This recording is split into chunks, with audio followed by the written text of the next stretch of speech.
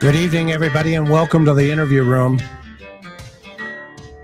We apologize for the little delay here, but we can't all be as lucky as Dr. Burgess in the Poconos. She was having a little issue there, but we'll get it all fixed. We're working on it. So grateful you're here. Man, have we got another wonderful program for you. Compliments of the Cold Case Foundation. Boom, pow, zoink, as they say. We are here collectively with some amazing guests tonight. On the docket, Dr. Ann Burgess. She's going to be on the phone maybe. If you don't know her, she's a legend. Lineup in the number 2 position is Dr. Gary Brucato from Columbia University and famous author of The New Evil. Grab it on Amazon. All the links to their bios and books are going to be below. And then, of course, our executive director of the Cold Case Foundation, Greg Cooper. What can we say about this guy? Other than you better get his autograph while you got a chance. He's amazing. He's absolutely an amazing human being. And he's got more hair than Dean Jackson. Beat him by about 2 or 3 follicles. That's our lineup tonight. You are in for a real treat. Welcome, everybody, to the interview room. It's so great to have you guys. Chris, I always feel so good when you introduce me. Thank you for that. That's why I don't come on very often. Ann, can you hear us? Ann, are you there? I hope she can hear us, but if she can't, maybe we can get her to call in again. But so anyway, it's great to see you guys, and I'm so grateful. I'm going to move Greg and Dean into the number 1, 2 slot here because, you know, you got to put all the brains up the top, and I can't get Gary up there with you 3 or with you 2. So we'll put, we don't understand Gary when he's talking anyway. So, you know, and I'm in the lower left-hand corner. So if we had Dr. Burgess on the phone, can you hear us, Dr. Burgess? Well, if she ends up figuring out what's going on at her end, unfortunately, folks, she's got a really bad connection going on out there. So we apologize, and I know she apologizes as well. But so tonight we got a lot of information we're going to cover here. We are going to weigh in again with the Emily Pike case. And for a little background for everybody, I mean, this is such a sad, sad situation. 14-year-old San Carlos Apache Tribe young lady. And, you know, Gary and Greg and Dean and Ann, maybe this would be a good time to give our audience right up front. I mean, we've got almost 1,000 people here already. To talk about a little bit, just briefly, a high-level overview of how we participated, Greg, and in, you know, missing and murdered Indigenous women and all the trainings that took place, et cetera. And they're still going on, but what's the magnitude of this particular problem? It's good to be here with everybody. Thanks for the invitation, Chris. In terms of its magnitude, you know, I don't think that we can put a finger on it for sure, and get a sense of really true accuracy for a number of reasons. And we, as a foundation, were honored to become part of the effort under the first Trump administration, who started the Lady Justice Program. And it was originally intended to create, from the Bureau of Indian Affairs, 50 investigators who were selected and were to be trained by our foundation in the area of homicide investigation, including a number of other areas of specialization. And we started with them probably, I guess, about 5 years ago, it seems like, and survived through the next administration for training purposes. And then we also provided some consultation services for their unsolved homicides and missing person cases. And at the time, the unsolved homicides, I think, ranged around, correct me if I'm wrong on that, you guys may remember more accurately, I think it was around 1,500, close to 1,500, I think, unsolved homicides in the Indian population from the... In the U.S.? Yes, in the United States. And so we were brought on board to help train those investigators and also provide any consultation services to them for those cases. So if we were to take a look at just the numbers, and if you want to look at the United States as a whole, that which is occurring on the Indian reservations is just a small population or small sampling of what's happening throughout the country. So if you consider that there are around 100,000 active missing person cases that are filed and reported, that's pretty significant. And then if you take a look at the unsolved homicides, and there's probably anywhere between 15,000 and 20,000, excuse me, 15,000 to 20,000 unsolved homicides per year. And then you look at missing person cases, which is around 5,000. You add all that together, still trying to get a real sense of how many homicides does that represent, in fact, when you've got unidentified remains, missing persons, and then we know about the homicides that have been actually classified between 15,000 and 20,000 homicides per year. You know, you're talking on an average every year, somewhere around 20,000 and more people per year. They're going to fall in that category. But most of those missing persons and most of those unidentified remains end up falling in the category of homicides. They just can't classify it as such because they don't have enough evidence.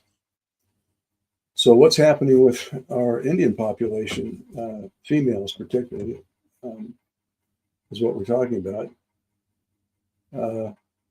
We're at least 1,500 that we know about. We don't know exactly how many missing persons, and we don't know about the unidentified remains that can be directly associated to those cases. But regardless, we're talking thousands upon thousands of cases nationally. And as we like to say, we're not just talking about statistics here, we're talking about human beings. In this case, Chris, that you've been spending so much time on recently, in Emily's case, it's a great representation of what's happening. And it's startling, it's disturbing, and it's from my perspective, it's incorporated into a national epidemic of unsolved cases. And it behooves all law enforcement working together cooperatively to try to solve these cases and to bring justice, not certainly for the victim, but also the victim's family. Well said. And that's a really a wonderful overview here. And let's see if we got Dr. Burgess. Ann, are you on the line? Can you hear us?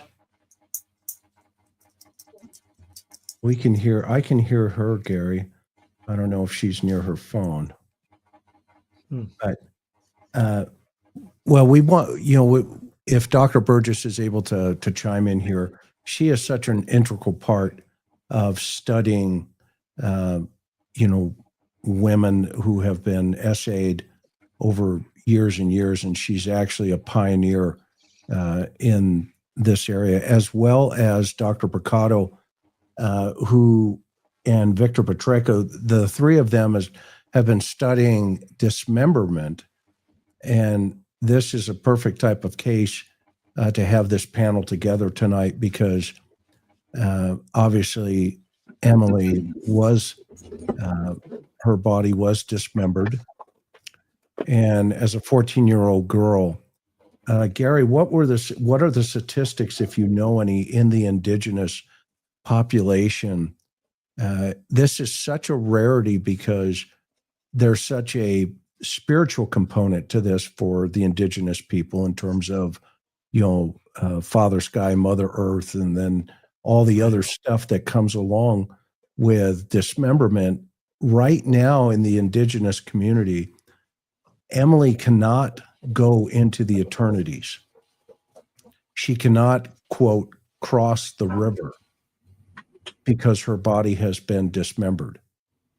So they have a vested interest in finding the remaining body parts to help her move on in their tradition across the eternities. And so, Gary, in your research, tell us a little bit about what that embodies, what you and Dr. Burgess and Victor have been studying.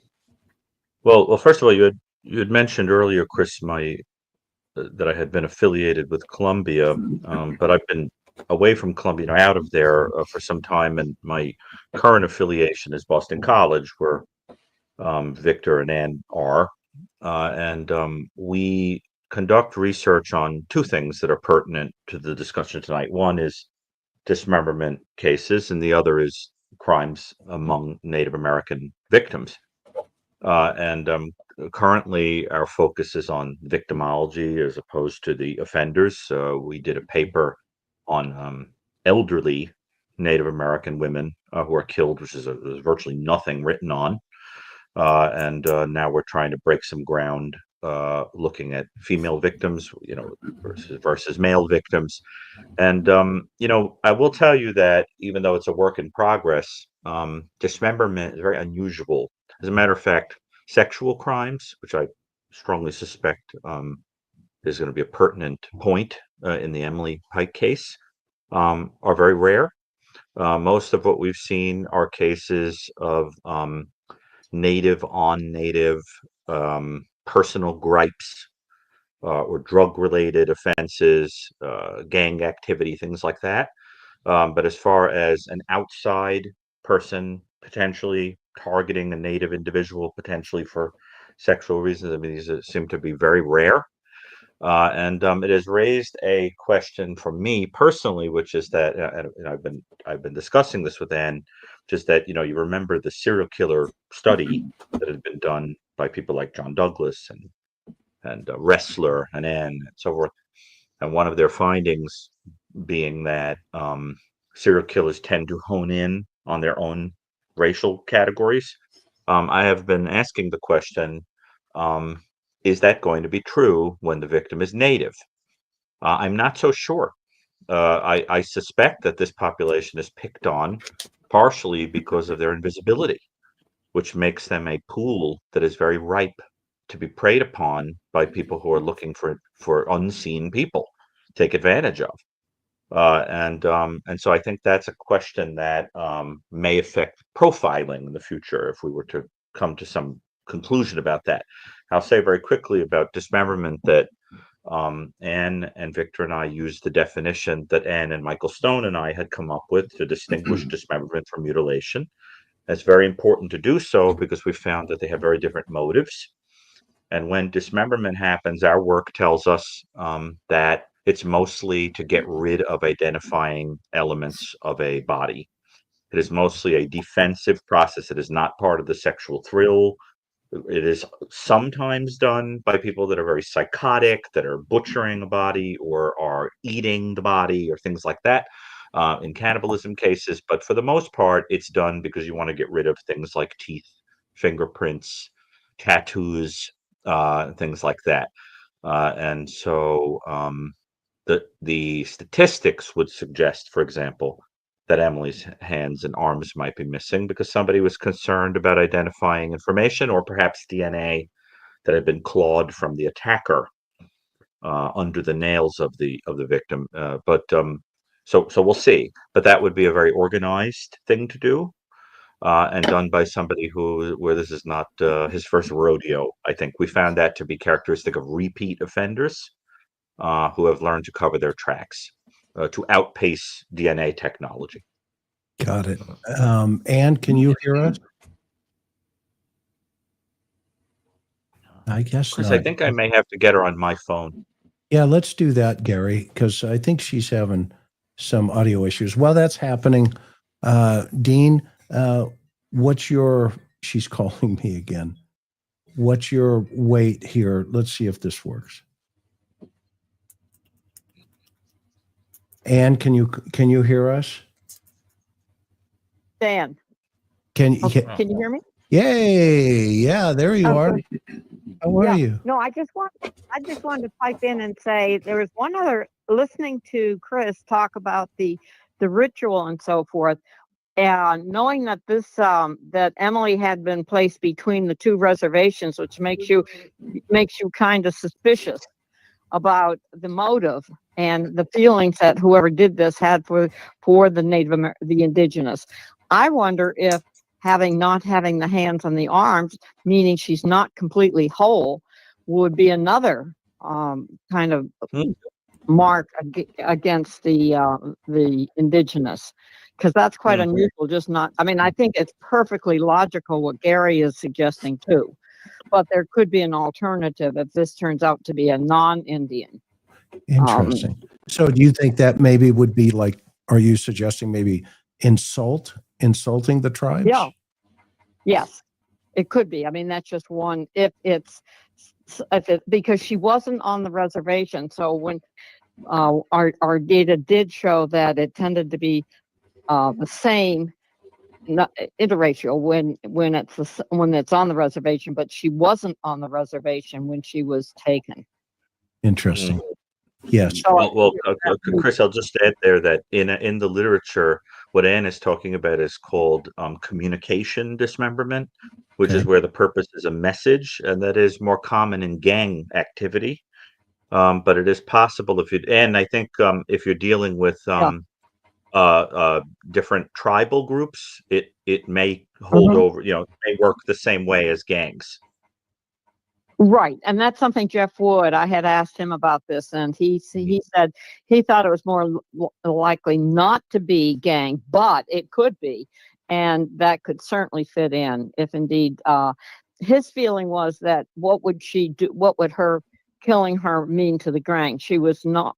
Usually, there has to be some plus to it, and he didn't feel that a 14-year-old would, who they didn't know, would be necessarily of a plus for them to kill her for initiation or something like that. He thought it went more for a serial type offender. Interesting. So, Dean, what's your initial thought? And by the way, everybody, if you don't know Dean Jackson, he is also an amazing human being, and he has been on this problem from day one with Greg and the Cold Case Foundation at all these trainings and training these individuals. But Dean, what say you initially here? And then I'm going to just kind of give a little PowerPoint for the panel here, and then show some video of the areas that we're talking about tonight. Go ahead. Well, I guess the only thought I was having is if it's true related to what you were talking about earlier, that not being whole keeps her from being able to travel right into the next phase, then I'd be curious to know. I mean, that seems like an area where, dismemberment, I think where we tend to go is what has already been discussed, and that is to really protect people from figuring out the identity of the person and helping them to get caught. But if it's outside of that, then it might be interesting also to kind of consider if it's somebody who is part of the tribal community, who has a reason to try to keep her from being eligible to travel on. I mean, that would be one of the thoughts I would have. And I think what Ann's talking about when you talk about somebody who's not part of the community, that's another piece. So I think there's maybe some different ways, to look at it. It is interesting that, because I'm assuming everything else has been found except for the arms and hands. Is that correct? Yes, that's my understanding. Yeah. So the only other thing you could look at maybe would be, and here again, we're trying to get in the mind of the perpetrator. Is there something they're trying to, if we think in terms of the afterlife or whatever, create a limitation? But I think my gut says I want to kind of lean more towards just a reason to keep her from being identified, or to help. That would be where my first thought would go to. Yeah, Well, Dean, does it make sense to you that if the goal was this symbolic prevention of progression into the next life, that you wouldn't butcher more of the body?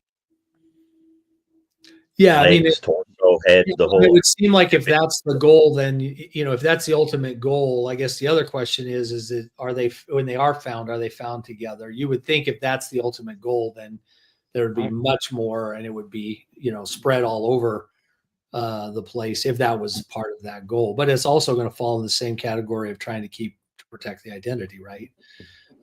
Because a lot of times bodies that are dismembered and then scattered in multiple places that's part of in some of those cases. So, So a little background information. Greg, did you have something you want to say? I'm just sorry. a question there, Chris, about I'd have to know more about the way in which she was dismembered and how sophisticated it was. Because what you're talking about here is the difference between dismemberment as a result of MO, modus operandi, versus signature, right? Yeah. And signature is more suggestive of the symbolic aspect that Gary has alluded to, and while that's certainly feasible and possible, it's pretty sophisticated when you think about it. And I think that there would have to be some behaviors to help support that, to conclude that may be an issue. Typically, these types of cases are related to sexual homicides. And because of the victimology, she becomes a high-risk victim and becomes immediately accessible to the offender who's out hunting, stalking, or coming across an opportunity, which I think under the circumstances, it sounds more like she became an opportunistic type of a victim. But I think these are all necessary to consider. And the more detail we have about the dismemberment, for example, the more, I think, precise we can be in the assessment and analysis of it. Yeah. So the only information that we have right now is her torso and her head were in a single bag, a garbage bag, and her hands and her arms, plural, are still unaccounted for. So, and Ann, can you hear us still? Yes, I can. Okay. So I'm going to give so yesterday, Karen and I had the privilege of hanging out with Emily's family. This red face here was because I was out on the reservation all day yesterday and at the crime scene. I had a chance to meet with Emily's uncle. I saw where she was raised, and I have video that I've taken. Unfortunately, it's like 4 hours worth of video, so I'm still processing it for us. And there's a lot of stuff on there that was obviously behind the scenes that obviously everybody on this panel understands. But the general information right now, and I'm going to put that together for our audience. You'll probably either see it Monday or Tuesday, probably Tuesday of this week. But Emily's disappearance, just a high level, is she was put into this home down in Mesa, Arizona. And what I learned, and I have the availability, or excuse me, the permission to share, she was the victim of a very violent situation about when she was 12 years old. And there was an intervention there, and it was not a family member, by the way. So not on her mother's side or her father's side, just for the record. Okay. It's neither of those. That said, there is a situation that she was put into another facility on the reservation. And while there was also another incident that took place, and she was moved to the place in Mesa, Arizona. Now, why this is significant, and one of the background factors here, which is bullet point number 2 and number 3, personal life insights. Why this is significant is because she has been in that facility in the Mesa area for about 2 years. And so my first impression was, I thought she was there, like a year, months or whatever the situation. And that's not the case. Okay. And so that area, and why I bring it up to this panel, that area is where that intersection is loaded with high risk individuals. The people we register, right, in this country. Yeah.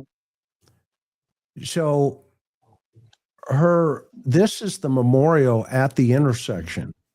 This is not the memorial where her body was found. So there is a high level of awareness at this intersection that was taking place that has created this, narrative of mysterious disappearances, investigative challenges. And it's really driven this narrative, this community narrative, to get involved somehow. And so Emily has raised, I think, the flag to the challenge that we have seen, and that, of course, the Bureau of Indian Affairs has been dealing with for many, many, many years. And, shout out to Justin, right? Greg Dean, Absolutely. who has been on the front lines here and has really worked through this problem. But what changes this dynamic, I think, for us in this panel, and what I want to talk about a little bit deeper, is the fact that the initial reaction of the public, shock and concern, and the role of what social media has been playing into this, and the mobilization of the support that's come through, i.e., a lot of people jumping on board. But it's at a place now where she ends up in this spot from that corner of Mesa, Arizona, after spending 2 years in that environment down there, potentially. Okay. And then, so it sounded like, on the reservation, she's out, she gets essayed, and then they put her into a place on the reservation. There's challenges there. And by the way, these are not like anger issue. These are behavior challenges, I think, as a result of being a victim at such a young age, 12 years old. And then from there, so her issues are not mental, they're not emotional, they're behavioral, driven upon trauma, right up Anne's lane. And so, Anne, I want to ask you real fast, what are some of the symptomologies that victims display after traumatic events like SA? Well, one of the things that she does that we shouldn't be surprised at is to try to get away to whatever is going on and troubling her, is pushing her need to run away. But the other kinds of symptoms would be, and it doesn't sound from what we've seen in terms of the cousins say she's bubbly and outgoing, et cetera, but we don't know how she is other than that. She could be quite withdrawn. It doesn't sound like she is, but she could be also, a lot has to do with what's in her head. What is she struggling with? What is she dealing with that's prompting the behaviors? That's what I'd be concerned about, because age 12 is very significant. That's just on the brink of heading into adolescence. Okay. And those are big issues right there. Okay, so I want to direct this next question to Greg and Dean. So the chronological, here's the chronological of the events according to the family and according to law enforcement authorities. So this is a market at that intersection where she's been reported missing, McKissam and Mesa Drive in the city of Mesa, Arizona. It is at the base of where the 60 would take you up that mountain. And this is the supermarket that reports were that she was seen inside of. I contacted the owner, talked to him a little bit. He was pretty reluctant, but he acknowledged that she was outside. Okay. And there were literally thousands of cars going by while I was standing there, right?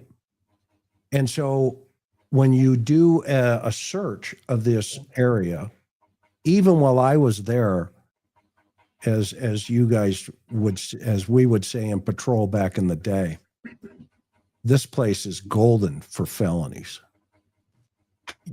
Where the people are going to jail And it's just a matter of 15 minutes. I looked around, and there was a heavy transient population, but about 4 blocks away, 3 blocks away, it turns into a beautiful neighborhood. But the main drive here, the main drag here at this supermarket, at that intersection, when you do a RSO search, it's loaded with RSOs. Greg, thought process, Dean, walk us through what that could mean. Yeah, well, how far is the market from where she was residing? Within blocks, 3 or 4 blocks. So she's most likely familiar with this market. She's been there before. And Yes. we know that she has run away before as well. Is that correct? Yes. Okay. And you say that there's a neighborhood or neighboring area, Yes. neighboring area where there are high risk former offenders. There's a whole trailer park where it's loaded with high risk offenders. Okay. And this being close to the major transport area, this would be a likely place also for people who are driving, traveling to stop here and gas up. Or I don't know if there's at a gas station or is it only a market? No, it's a gas station. Yeah. Also, okay, to gas up and get drinks, etc. So what you have here is a very high risk situation for this young lady based upon her set of circumstances. She's basically, in this moment, homeless. She's by herself. And typically when a crime like this happens, or any crimes typically, but you look at three things. Number one, the offender, do they have the desire to commit the crime? Do they have the opportunity to commit the crime? And do they have access to the victim? So there's she appears to be opportunistic because of the location that she's in. The offender has access, certainly has access to her. And there's a number of potential high risk types of offenders that may be traveling through that particular crossing point, so to speak. I mean, that's where she meets this individual, most likely, unless she's out there on the street hitchhiking. And we know that she has hitchhiked before. That common behavior. Yes. So that elevates the behavior as well. And so it's either she has the offender has access to her because he lives in the area, or he's simply traveling through the area, and she's there at that wrong time, wrong place for her, at the right time, right place for the offender.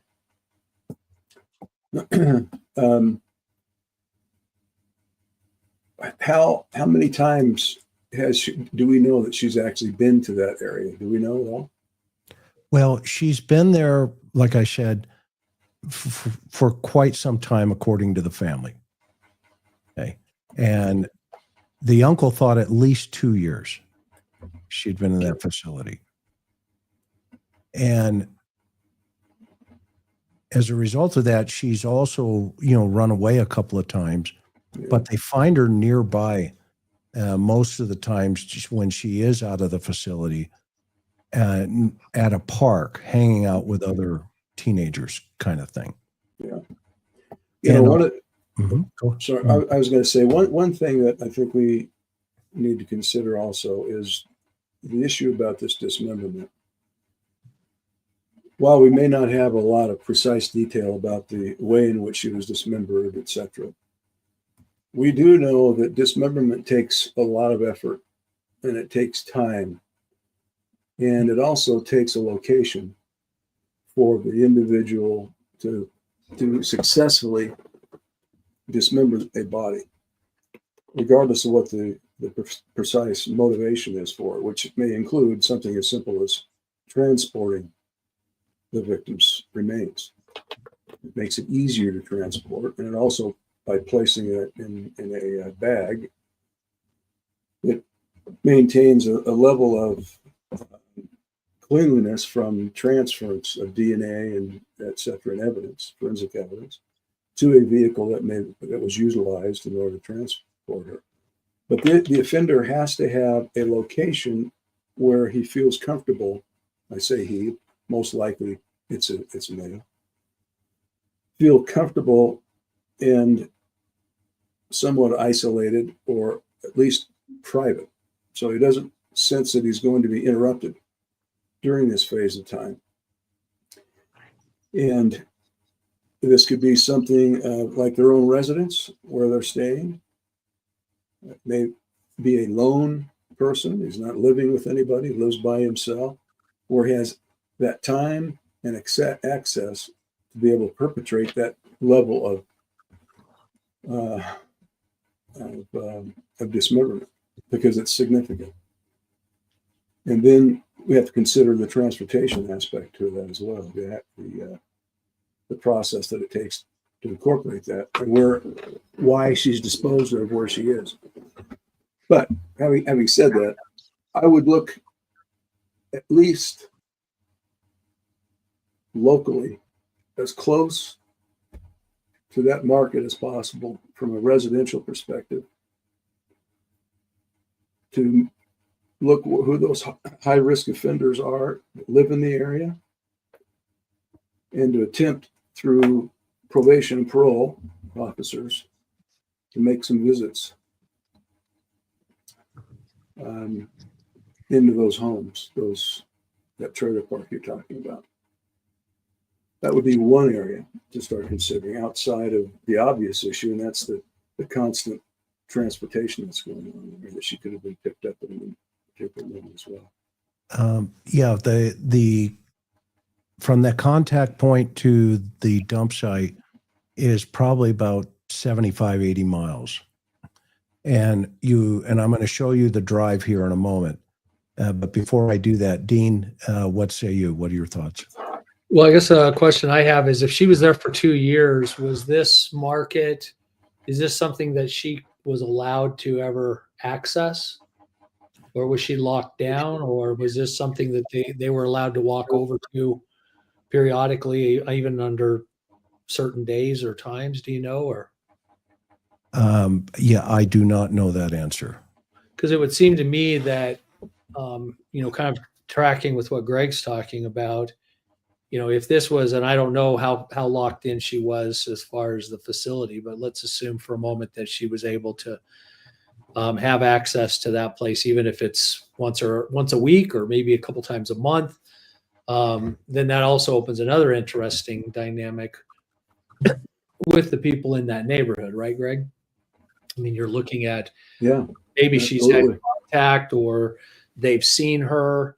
I'm not suggesting necessarily that she's been out there. I think the other thing that, do we have a time as to when she was most likely left that? Are we talking during the day? Early evening, January 27th, she sneaks out the window around 7 p.m. Okay. And if you can hear us, you have to hang up the phone and I'll see if I can let you in if your audio is working correctly. There you go. Let me see. So the other thought I had, Chris, was that let's assume that it's in the early evening hours. So I'm assuming with the volume of people you're talking about traveling through there, so this is a fairly high volume area, correct? As far as people traveling on the roads and those types of things. So we're not seeing any indication where somebody has seen her violently taken or whatever. And that lends me to believe that the interaction between her and the potential offender had to have been either he or she was offering him something that she was open to. Could have been simple as, a ride to get to either somewhere in town or, back to the reservation if somebody was opening that door. Or maybe she's trying to get out of Dodge. And so she's engaging people saying, could I get a ride? But it seems like at that time of day, it's not necessarily something that somebody grabs her violently off the road or doesn't. Some type of interaction happens that, she's willing to go along with this person on whatever ruse is being proposed. Would be a thought that I would have with it. And I think if she was able to access that little mart there on any kind of regular basis, that would lend even more to what Greg's talking about, to people who, I'm not saying she knew them, but may at least be familiar with them or have seen them before they've seen her as well, and had maybe some kind of interaction previously. Okay. Ann, can you hear us? Nope. She's still having problems. I'm so sorry. Gary, what are your thoughts based on what you've heard? I agree wholeheartedly with Dean that from the outside, this would have looked like a benign conversation because you're in a very public setting where people would have remembered seeing a child snatched. And this all gives rise to the impression that this is somebody, the person who is speaking to her is somebody who would have a kind of empathy where he could see that the child is in distress and needs help, but lack any compassion whatsoever. In other words, he would take advantage of the fact that he could smell that she needed help.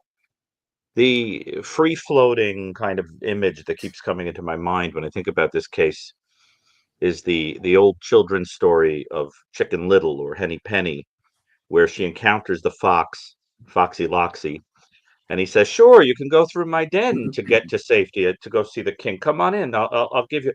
And when she goes inside, she's eaten by Foxy Loxy and his family. And the idea being that there's an opportunistic thing that happens. In fact, in the story, the character is shocked at the luck that, being a predatory creature, that this hen would happen to wander along. And I think that's exactly what probably happened. I think the likelihood of a child randomly selecting someone to talk to who happens to be a sex offender is much lower than the probability of a sex offender spotting a child to talk to who looks distressed. And I think statistics and likelihood would paint for me the picture of a guy who has a history of doing this, sees a kid by herself who looks distressed or confused or lost, and goes over and starts a conversation with her. And given that she had a history of SA, was in a home for that, according to what you're saying, Chris, he must have been pretty convincing to lure a child with a history like that into a vehicle. So you got to picture somebody with a kind face that could win the confidence of a child, telling some kind of story like that. And the whole thing starts to come together, this very depressing image of somebody who poses as a helper. And to Greg's point about needing a location, one possibility that we know about from other offenders is that the vehicle itself was the place of privacy. A work van, or a kind of, right, Greg? I mean, you could have a vehicle where you've got tools and Sure. and the construction bags and the whole thing. It's entirely possible that in this opportunistic offense, you take the person off in the vehicle itself, Well, or bring them Yep. somewhere. Yeah, go ahead, Greg, please. no, agreeing with that. I think it depends on the scenario, doesn't it? As to Yes. what type of individual picks this girl up and where they reside. And they may reside, like you've suggested, in the truck. If it's a trucker, for example, it's got a sleeper berth in the back. But the issue with that is the offender has to be very careful about the forensic evidence that's left behind in the event that they utilize that residence, if you will, that they may or may not have complete control over and access to. Mm-hmm. But yeah, and we know that certainly has happened before, as they bring him to a residence for help and support, whatever the issue may be, or participation, Mm-hmm. and I- utilized. Ann? Yeah, I was just going to say, have you talked about what goes on for the 4 weeks she's missing? Well, yes. I mean, the night she goes missing, she wants to utilize her phone. She wants to use her phone. Okay. And apparently there was some issue with that occurring. So she decides to leave her phone. She wants to try to get back to the reservation. And there's speculation about whether it's, to see her friend, some boy who plays guitar, or, to see her mother, because Emily was described by the family as being the light of the family, right? She always had a Yeah. smile on her Yeah. face, Yeah. and it's almost like she was wearing this mask based on, her poor history. Okay. Her victimization. So the phone was the issue. And apparently she snuck out the back, one of the windows, at the facility, unbeknownst to the staff initially. And, she's not been seen since. Right. Right. Because did you ever get an autopsy? Because a lot would depend on how long she had been, what from the point of leaving the home and then being murdered or whatever else goes on. We don't, it wasn't like doesn't sound like it happened right away. And so could she have been, I also would want to know the time between her runaways. In other words, were they close together or were they spread apart? That would tell us whether she was running to someone or running away from something. Again, we hear about the boy with the guitar or whatever. So Yeah. Whether that plays out. But the other thing I don't like hearing is that there was trailers. There's a trailer park, because that's very suspicious on offenders living there. And you are 100% right, because when you do a search there, and I talked to some folks that worked at Mesa PD, they said that is a hornet's nest. I'm that sure. area. Absolutely. Yep. Which leaves us, it's a great segue into the next piece of information I want to provide everybody here for some insight. So when I was asking tribal members on the reservation, I pulled into a couple of stores, some gas stations, etc. And my introduction was, hey, we're looking into the Emily Pike case. Tribal or non-tribal? That was my question. Mm-hmm. And of course they got it right away, right? And everybody that I talked to on the reservation said it's a non-tribal member. Right. And the reason for that was, again, it goes back to, the cultural aspect of, crossing over the river. But another interesting answer, though, that I got when I followed up on that was, well, the drugs here on the reservations are just out of control. And so, and then that was followed with, some of those people are not following tradition because of their psychological states, right? Not that they're, yeah. And so I thought that was a very interesting comment. Yeah. What do you say, Dean? Let's start with you. What do you think about that?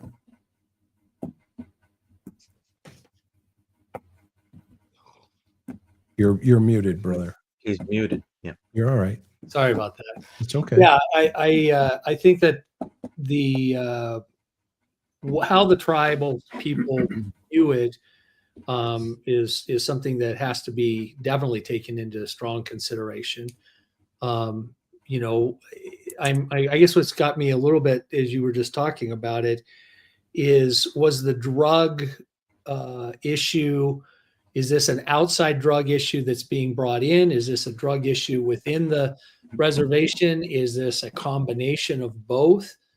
And then I guess the other question I have is when you talk about people being affected by drugs and it maybe not following tradition as much, again, are we talking about tribal people or are we talking about outsiders?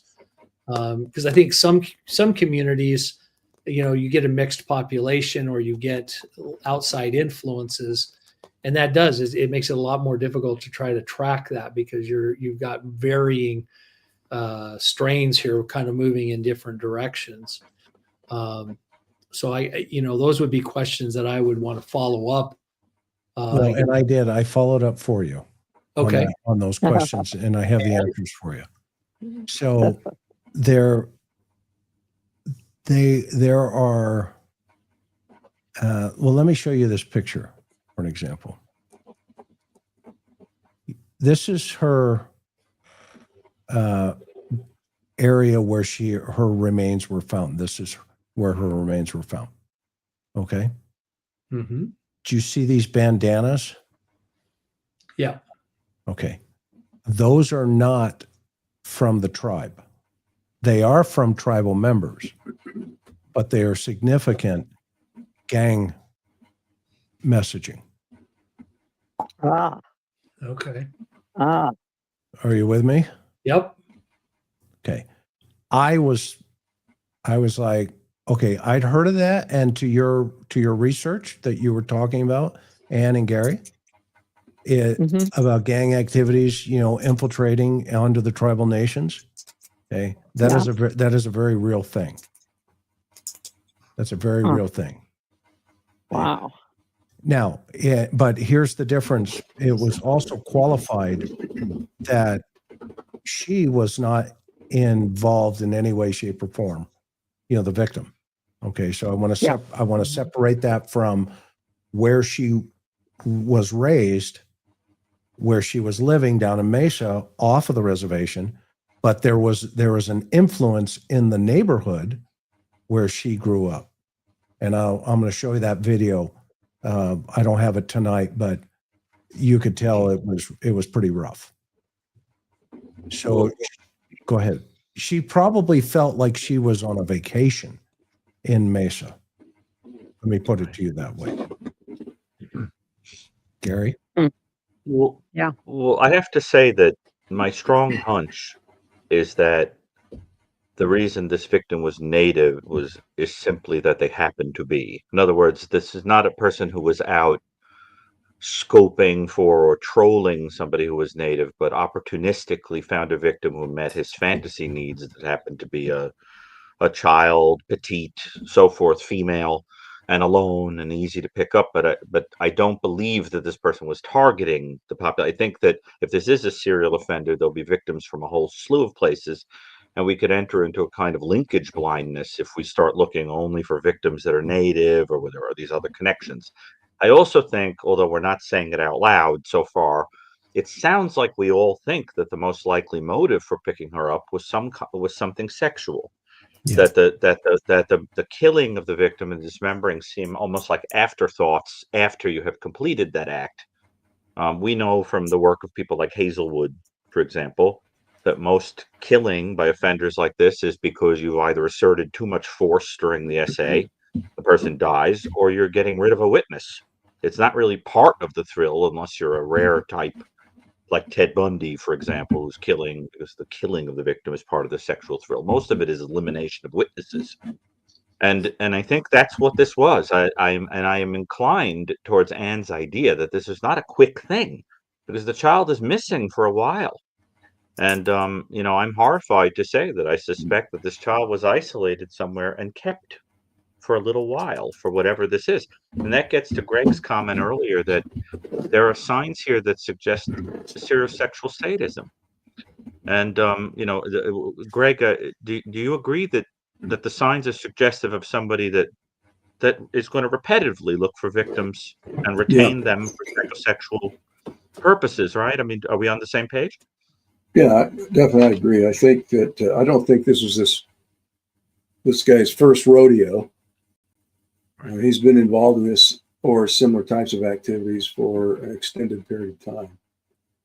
And going back to the dismemberment aspect, whether it be contained in a traveling mode or in a residence, he had the ability to maintain her for a period of time, certainly, and engage with her over a period of time. One of the very well-known cases that we've looked at over the years is the Robert Ben Rhodes case. And how he would keep his victims for days and up to almost weeks before he would tire of them. And certainly, she would be a potential target for that type of an offender. She's easy to dominate, easy to control and manipulate, easy to not just physically control in those aspects, but also mentally. One of Ben Rhodes's case, for example, was a 13-year-old Regina Walden, 13, 14 years old. And there are indications in that case where there were moments when she could have escaped based upon photographs that we have of her while she was in his control. Mm-hmm. But because of the things that he had done physically to her, and who knows the level of mental anguish that she was going through, most likely she would never even have attempted to escape out of her fear and terror.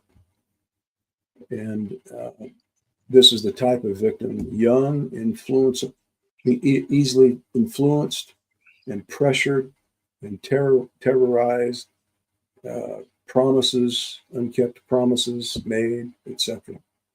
And yeah, I agree, Gary, with you. Yeah, I think to your thought real fast, that the area that she was in down in Mesa, that's right. That's the primary contact area. So I think, are we all in agreement that that's probably the highest probability that the hunting ground for the perpetrator potentially? Yes. Unless there was some evidence that said she made it back to the reservation, and there was some rumors or some people saying that, but I didn't find any of that evidence yesterday talking to the family. The family said, no, she did not make it back to the reservation. That's what they're saying. Okay. Now, that makes sense, but I think we would all agree we would definitely not take it out of the pocket yet and say, okay, we're convinced of all this other stuff. Okay? Which leads me to the question. It's not his first rodeo, Greg is saying. I think we all agree with that. Ann, do you agree? Yeah, well, I agree with that. And I have another question when you finish. Okay, real fast. And then, so that area now becomes the route between the store and, yes, so folks know there is video. Meaning there were cameras out there. So I'm sure the authorities got something. And there are multiple cameras in the city of Globe going up the 60. I took pictures of those. So there are also traffic cameras that would have seen a vehicle of some sort going up the mountain. But before I lose my train of thought, the dump site now becomes critical, and if you're right in that he took her, held her, and then transported her, does he kill her there at the house, hypothetically? Or do you think or does the panel think he takes her up into the mountains where she's ultimately discovered? And by the way, I'm going to show you that at night, you can't even see your hand in front of you. And remember, it's January, so it's cold. They're up in the mountains. There's snow probably at that time. So the fact that her remains are found just kind of tossed off the side of the road, and you'll see the exact spot. Start considering what your thought process is there when I show you these pictures. So, Ann, what's your thought? Well, that's you're just giving me more thoughts. Is don't forget on dismemberment, you're going to have a lot of blood.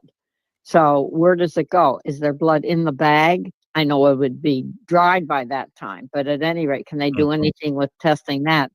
But my other question is, now that you've given the information that she has had some prior victimizations, was there anything that would speak to her being hypersexual?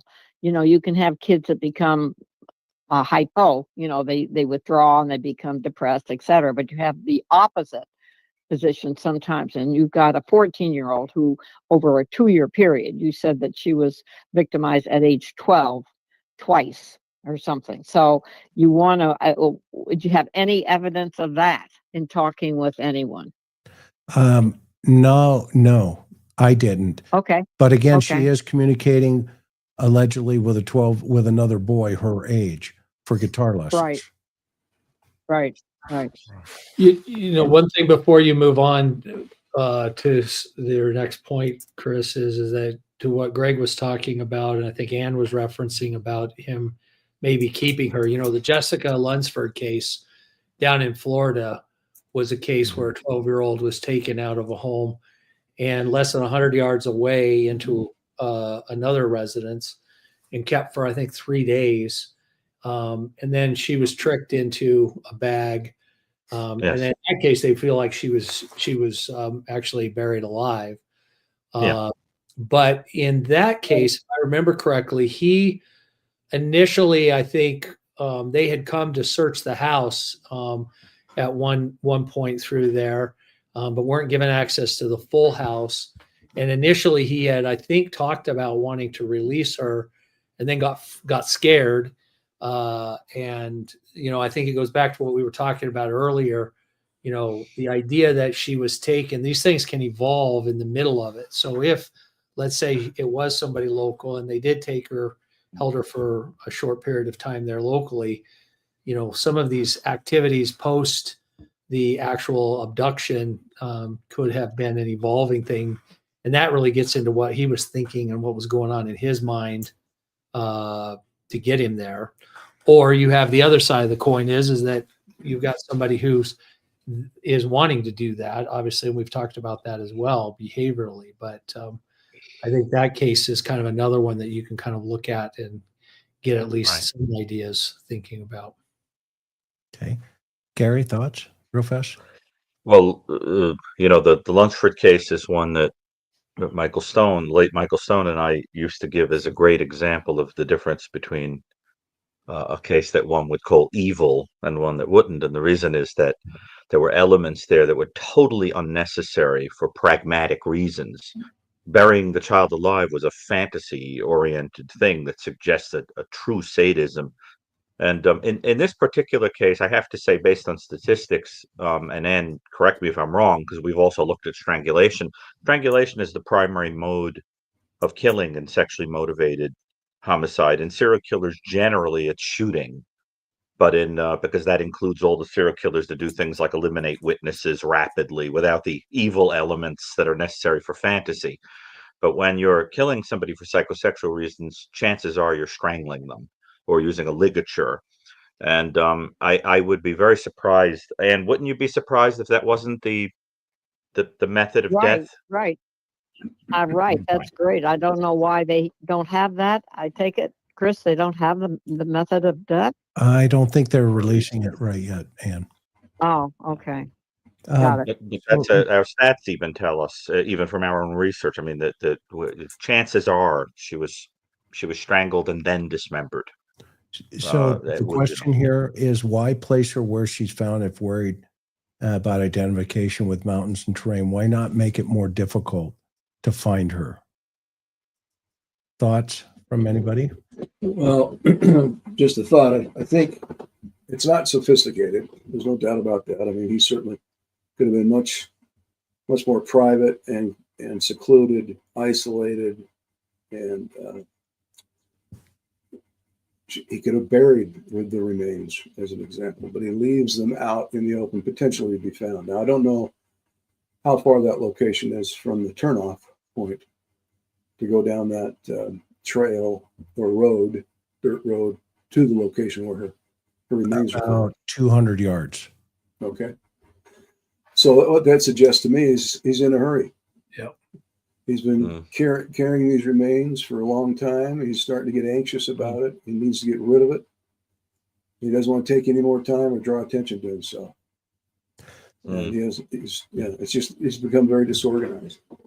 Now, what's interesting about that, to your point, so now he went from an organized to a disorganized offender, and right, the area that's selected is right between the San Carlos and the White Mountain Apache reservations.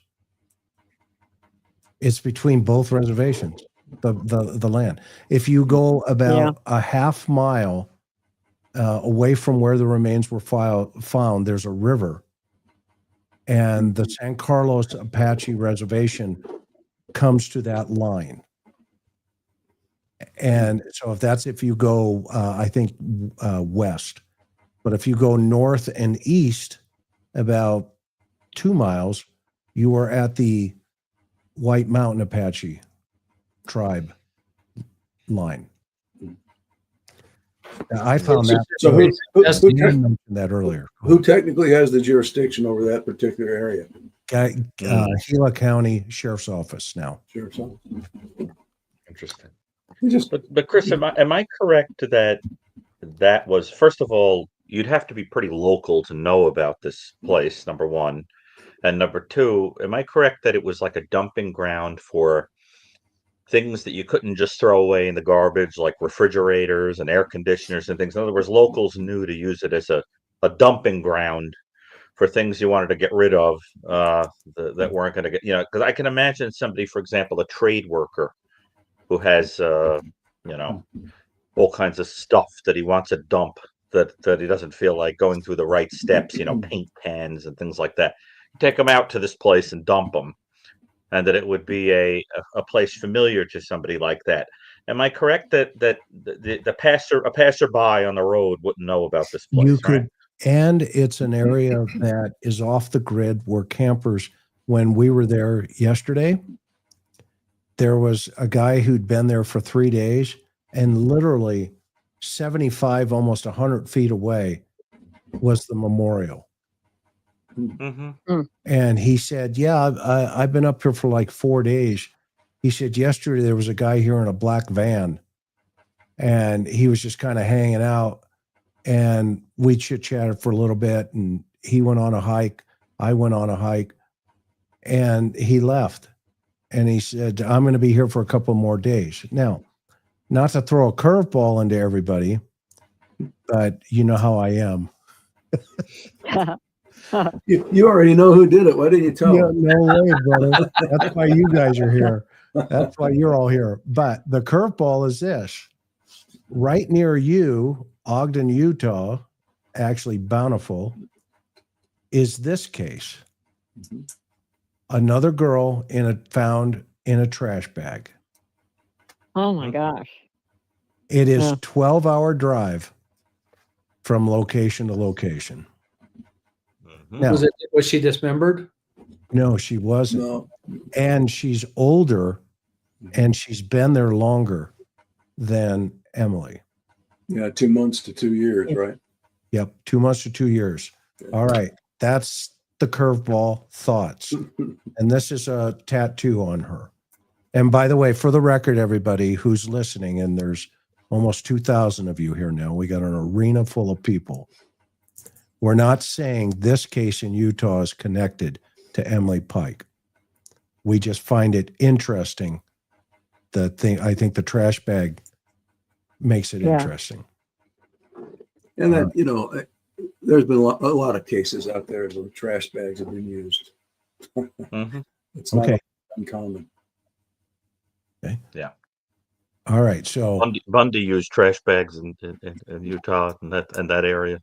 Yeah. Did he really? Yeah. Oh yeah. No kidding. Were they Glad trash contracted? bags were part of his kit. If you look at the famous photo of his kit, there's a box of Glad trash bags. Man. All right. Well, Bundy was job security. So And then Bundy was known to scatter remains. various Mhm. locations as well. Why did he do that? Well, to avoid identification. Right. So with her To- arms missing and her hands, do you guys think it would be that he would dump both bags in the same spot and maybe animals? But they've searched that area up there extensively. But Personally, I here's think my question: why would you do that? Why go to the trouble to dismember somebody and then leave them all together? I mean, what's then the purpose of the dismemberment? It's just, well, again, they're in a hurry. Yeah. You know, he doesn't finish. He's losing control of the situation, and he has to remove himself from that evidence as quickly as Yeah. possible. You know, Well, this is where having your database. This is an unusual case. As you're all saying, most times they would just kill and leave Yeah. and dump whatever. They would not go to the this dismemberment has specific meaning to this case. And it's how many Right. cases. I mean, we should be able, if we had that database, you just could whip through it and find out the cases where there was dismemberment and a trash bag. I don't think there are very many. How many, Greg, have you seen? Or Of dismemberment? Oh, certainly it's in the bag? Like yeah, of in a child, bag. Yeah, no, 14-year-old. it's low. It's low when looking at the aggregate. Right. But there have been a number of cases in the aggregate where that type of thing has been used, not necessarily that age. Yeah. But it helps. Again, it helps facilitate transportation and containment. Yep. And you know, and the attempt to reduce the likelihood of transference of evidence, forensic evidence. Well, and I think too, we're in an age now where people have access to a lot more information. People are on the internet, stories. So you also open the door for somebody reading something somewhere or seeing something or hearing about something. I mean, there's so many cases out there that that might be another possibility, right? That somebody's kind of copying at least some of the behavior. It'd be different than back before we had the internet or those types of things. It'd be an easier way to move a body from a residence to the vehicle. Yeah. As well, because it's concealed and contained within that bag, and it wouldn't necessarily draw a lot of attention if it was done in a residence, really, in a neighborhood, particularly a close residential neighborhood. Well, it seems to me that if this is somebody who is typically going to be using something like construction bags to remove waste from jobs and things like that, nobody would pay any mind to seeing him lugging around a heavy bag or even dumping it there. I mean, it may be to sort of give the impression of business as usual. You know, there's nothing in this bag that's any different than anything I would normally dump. You know, but to go beyond dismemberment to mutilation, which is what I think happened with the hands and the arms, is that they were butchered beyond dismemberment, suggests that there was something about them that was just dangerous to the offender in terms of discovery or whatever. It's a typical reason you would do that. I've even heard of cases where you go beyond dismemberment to the point of putting the parts that are identifying, giving it to dogs or putting them into devices where you mutilate further because you're afraid that you're going to get caught. There are some cases where parts are retained for psychosexual reasons, like Jerry Brudos keeping a foot for arousal, or Dahmer keeping body parts for those, or Bundy keeping a head for that reason. But I really don't think so. I think the most likely explanation is it was associated with discovery and the mutilation took place in terms of the hands and the arm. But in this other case, what I'm interested in hearing about is all the little details that might suggest some link, some signature or something like that. In other words, are there any commonalities other than females in bags left out in the wilderness? You know, anything at all that might, I mean, was there dismemberment? Is there other signs of SA? You know, are any body parts dismembered? Anything at all that we? Well, here's the interesting part about the second one. And the only reason I raised it tonight was the curiosity factor of, you know, 12 hours away by the same road. If you drive from where Emily was found and you just follow that, you're going to run into the other girl. Okay. Oh, And How interesting. far is that location in Ogden to any Indian reservations in the north? I don't have that answer. But here's the good news. My Karen is all over it. And she as everybody on this call knows, Case solved. yeah, she's off to the races. She's the one that My only thought was is because when Greg was talking earlier about the Ben Rhodes case, I mean, that case, one of the key elements was looking, some of the bodies were located due to his travel as a trucker and tied to the logs.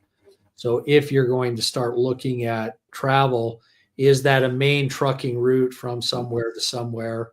Or I think the idea has been brought up that this might be somebody, in a trade, for example, commercial trade or something that would get them. Is that one of their routes? And then, you've got, could be potentially, if you go back and ask the question with the tribal community, if that were to fall in that category, then is it somebody who travels that because they're between various reservations? But Now, I know the remains of this one in Utah was very close to the railroad track, like within 200 feet, I think. I think that's close, as well as a main road, but not a thoroughfare, as I understand it. And that may not be totally accurate. So that road goes all the way to Utah? yes. Wow. Okay. I've got it up on a map here. Yeah. It goes right through the Navajo nations, right through the Apache Nation. It goes through Moab up into Provo, and then Provo you hit the 15 and go up. That's interesting that it goes through so many other Indian tribes reservations. Wow. That I wonder. I was going to ask real quick, Eric, can you remember from our 30 cases of dismemberment, how many were left in bags and abandoned, and dumped? Would you believe it? I can't think of one. But Yeah, I was going to say, let me give it a little thought. But off the top of my head, I can't think of any of them. Yeah, I mean, it's very unusual. I've done one case myself, and they were left in a bag, but they couldn't move the bag. So they just left in the house where he dismembered them. Mm-hmm. It's a very unusual. My sense is that go ahead, Ann, please. No, that's all I was going to say. Go ahead. My sense is that the bag was either for the practical purpose of moving, and incidentally, that is something that comes up in the Rex Hoyerman case, using of those canvas bags, but to move victims. I mean, it's one of the things he's accused of. And he was a dismemberer, we know, in some cases, or at least is accused of that. But in most cases, where there's something like that happens, it's not really necessary, apart from a ruse, to look like you're just carrying garbage. It's just to make it look like it's inconspicuous. And but I agree with Greg that it looks like there's a deterioration that happens in this guy for some reason. And we could see that for all kinds of reasons: drugs, alcohol, pressure, fear of discovery, whatever. But based on everything that is being described about this guy, if I had to make an educated guess, I think this is something of a loner who probably doesn't have. Don't go there yet. Well, there was a logic to where I'm going with it, but I'll hold it then. Okay. But I just was going to say, I think this is a transient person who's got everything he needs in some kind of vehicle. Don't prescribe until we diagnose. Yeah. Right. Okay. I'm teasing you. Okay, I know, because I want you to see. Well, so you need the symptoms. Show us the symptoms. Show the symptoms, and then we'll I love you guys. Play Dr. Joseph Bell. Yeah. Because I know where you're going to go, and you're always right on. So before you even get there, I want you to have more information. And, Okay. you know, as Greg would say, you know, let's slow down there and get to the destination together. So, Well, just so you know, I did just look real quick. The Fort Hall reservation would be north of Ogden up in Idaho. So if you were to Oh. kind of look at Yeah. reservations north of there, if you're just kind of looking at that as a monolithic focus. well, we have officially lit the internet on fire for a moment here. So before it burns us down, I want to show you the drive All right. Yeah. from Mesa to the dump site. And I've done it in just increments. Okay. But there are cell towers that the suspect would be passing. There are cameras when you hit the city of Globe. Okay. But you have to go past the dump site to get to the city of Globe. So wait a minute, let me back up. So if you're coming up the hill on the 60, the US 60 in Arizona, from Mesa, Arizona, and you get to the city of Globe, there are traffic cameras. When you get to the intersection of where she's found and you turn left, you go up the 60 there, and it's at mile marker 277. And this is the terrain that the driver would see with her in the bag. And I don't know if you can see this. I can't, so don't worry. Okay, well, I'll send it to you. Okay. It's not So this is lit, a Chris. four-lane highway. Go ahead. There's no sound, so you guys can talk. There's no lighting. Yeah, this was around 5 p.m. So remember, it's dark. Yeah. The night she's being moved up this mountain. But this So, is so most likely, you think it's likely that she was discarded in daylight hours or in the evening hours? well, I don't know. But and I'm going to take you right up to the scene Mhm. in this drive. Okay. This is what I promised you I would do. Remember on the last one? Yes. Okay. So it goes from a 4-lane to a 2-lane. Mm-hmm. Yep. And how quickly does that transition happen? Well, it goes from a 2-lane to a 2-lane. So it's 2 lanes on one side, 2 lanes on the other, and then it goes down to 2 lanes up. Okay. And it's a rapid transition, about, probably 20 miles up the mountain from Mesa. But all this construction's taking place as you're coming up.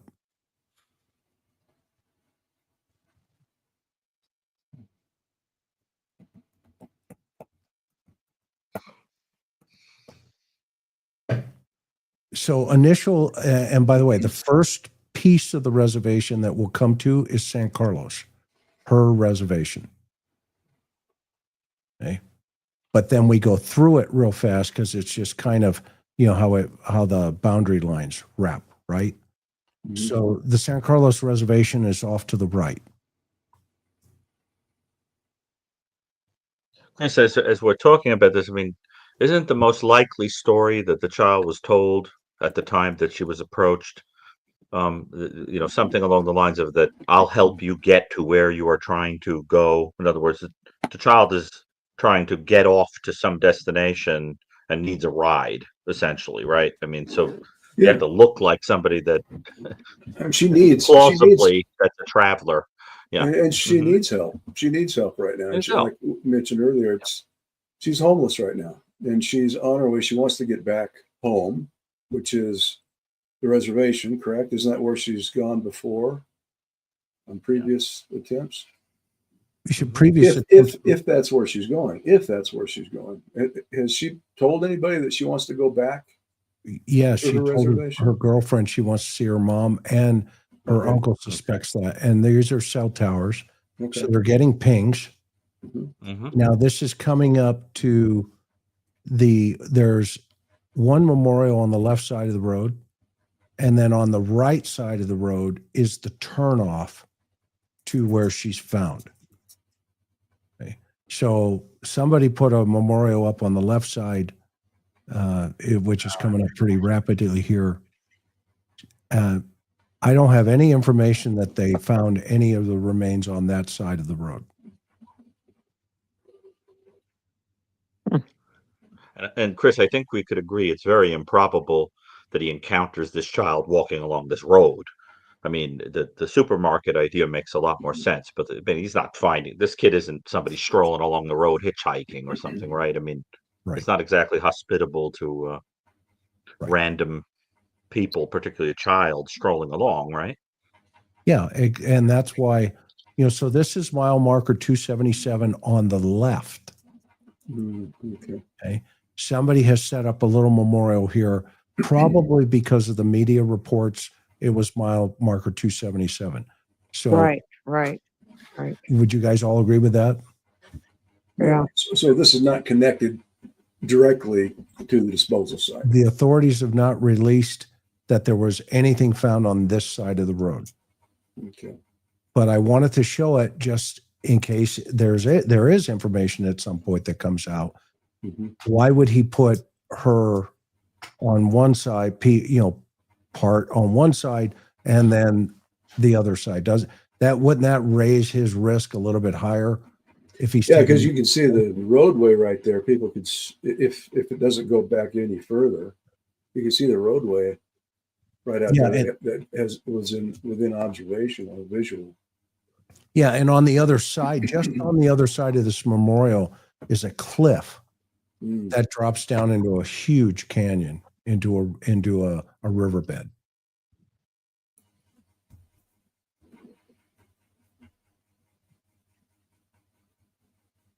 There's a suspicious looking character.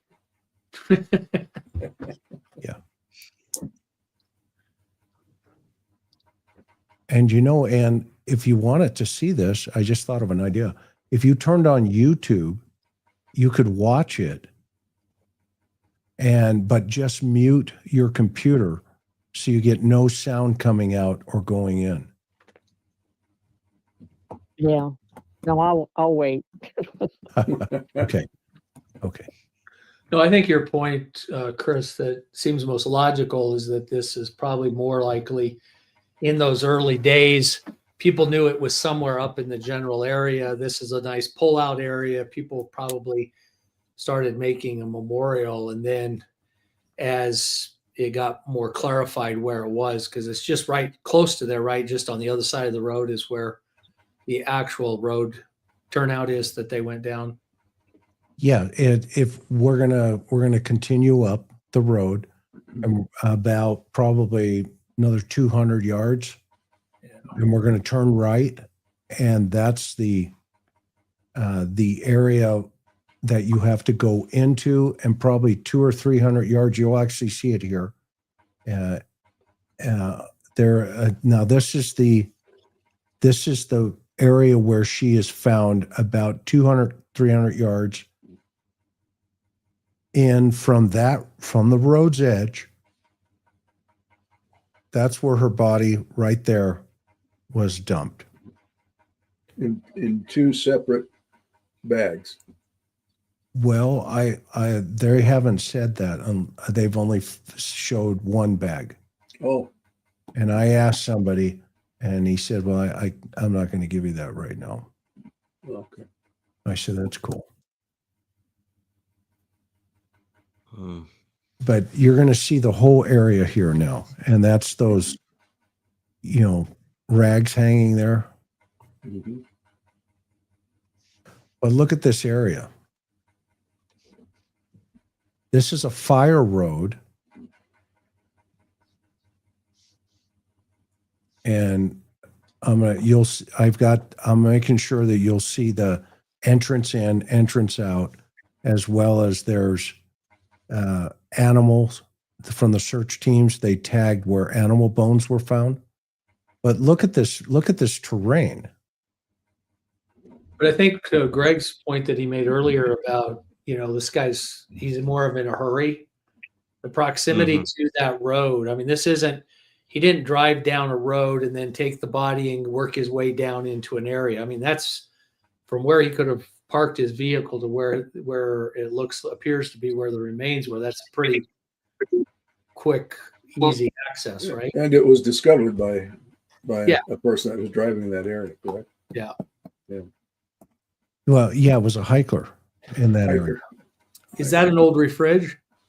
Yes, and there's gunshots, bullet holes all over it. And I'm going to take you closer. I'm going to give you a close up. So I wanted to walk down the road as I promised and show you that's all burn on the left. Hmm. So somebody had lit that on fire.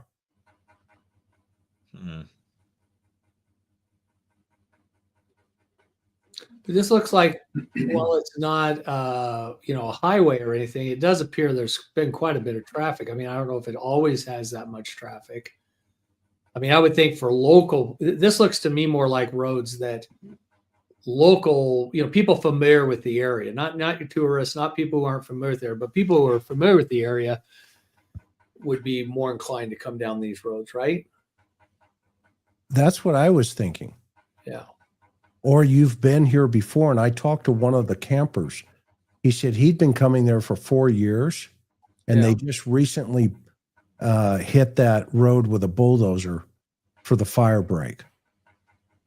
But Did he say why he's coming specifically there? why he loves it. It's quiet. Nobody's ever there. So when he's staying there, he's not getting a lot of traffic through there, right? So it's not like a campground where people are constantly coming and going. Right. No, he's dry camping up there. And I've got pictures of his motorhomes and everything. I'm gonna put that video together and you'll see that on my next presentation.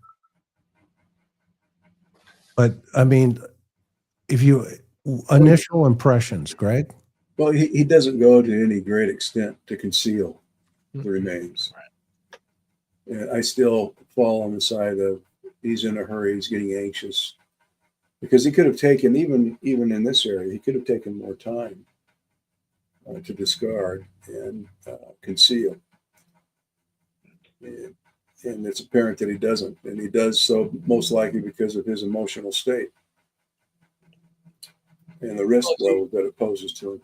Even to that point, Greg, think about the other location where they showed us first. Didn't you say that drops off there, Chris? Yeah. So why not take it over there and throw the remains down off the side down into a deeper area versus this? Yeah. And if you go over that horizon right there, Yeah. you're in the San Carlos reservation. So it was when I was talking to the uncle, I have uncle, his name is Allred. Allred was telling me and giving me the history of this area.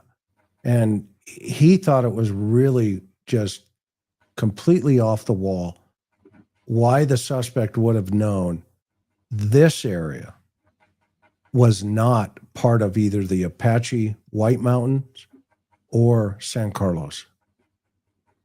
And there's no posting there, is there? Nothing. The reservations? Nothing. Well, but how I about have in the go ahead. community? Do people in the community in that region know? I'm just thinking about people who camp and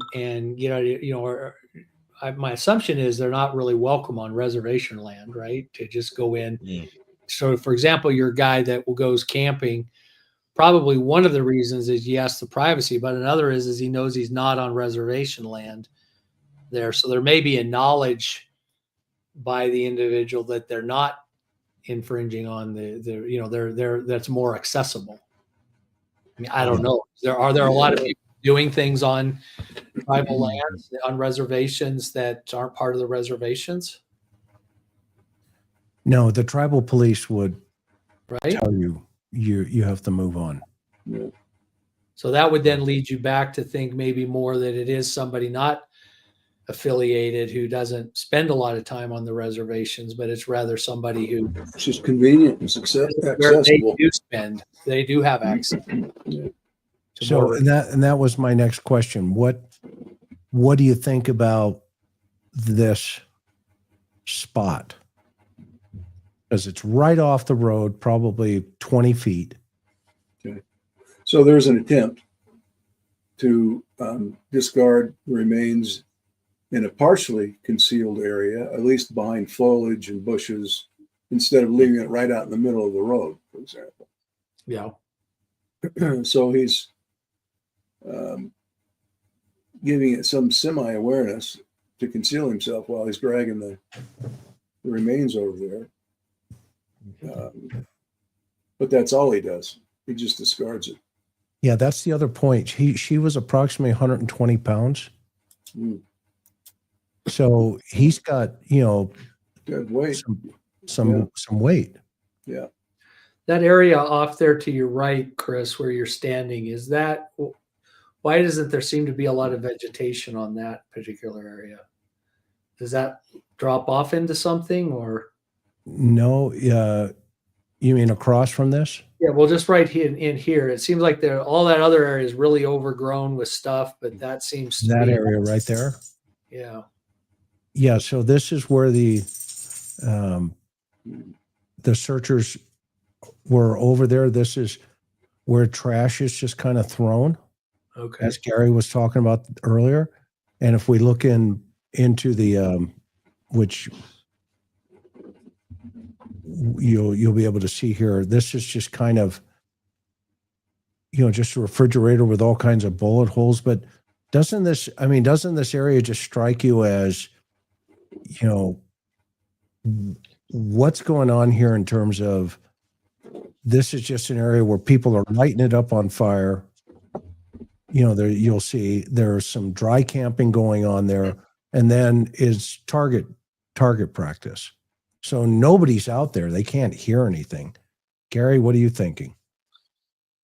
Well, as much as I would like to think that some consideration was made of, the tribe that she comes from and who she was, and so I have to say that my inclination is that this offender thought of this person after the offense as garbage, that there was nothing to do except dump the wrapper, as David Parker Ray would say, after killing a victim for psychosexual reasons. It was the wrapper. He used to say it's like getting rid of the plastic wrapping around a box of cigarettes.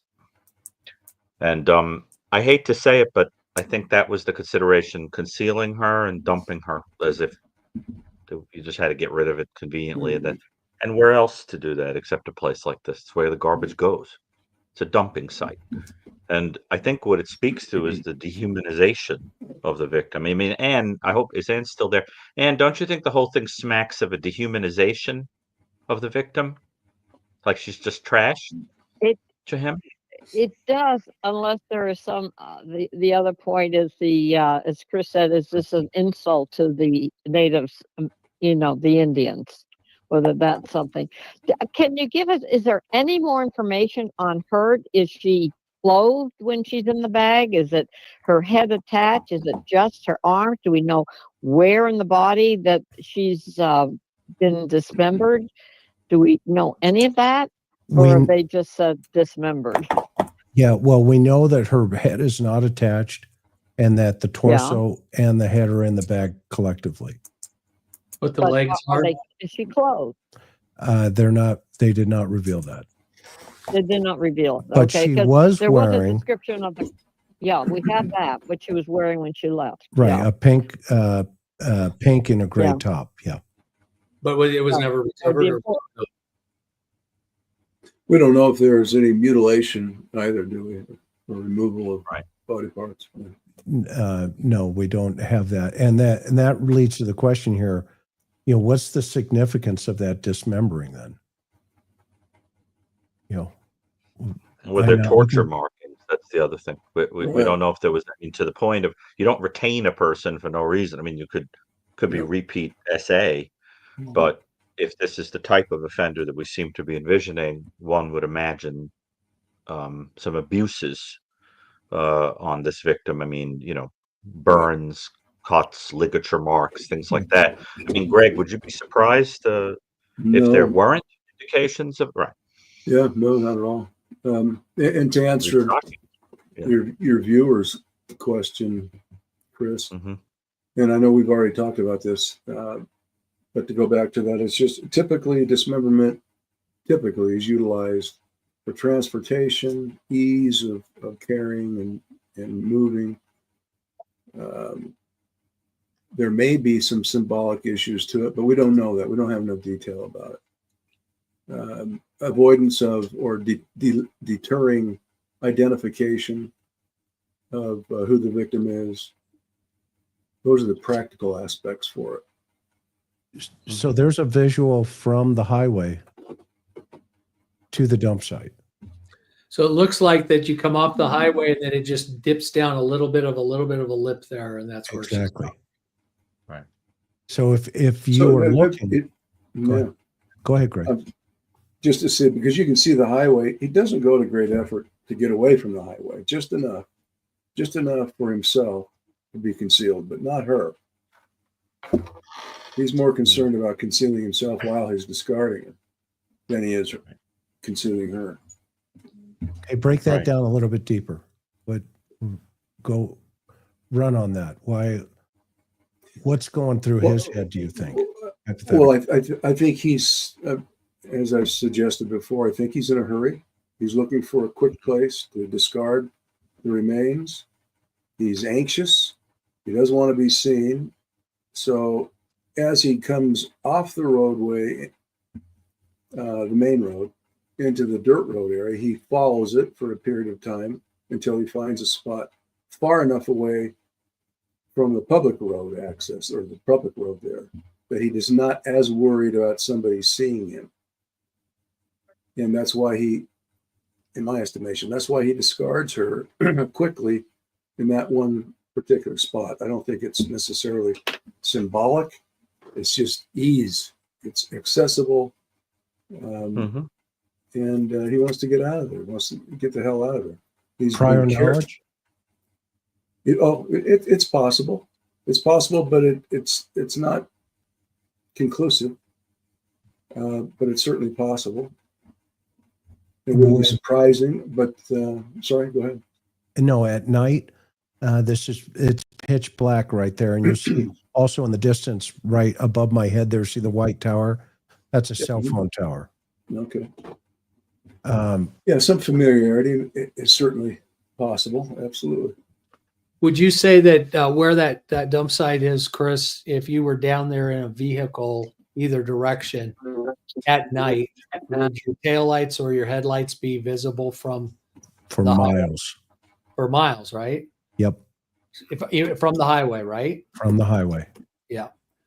So that then makes you wonder if it's more, did he do it even in a light daytime where he got down? Because then you can't see him, right? That would be the one thing that would keep him.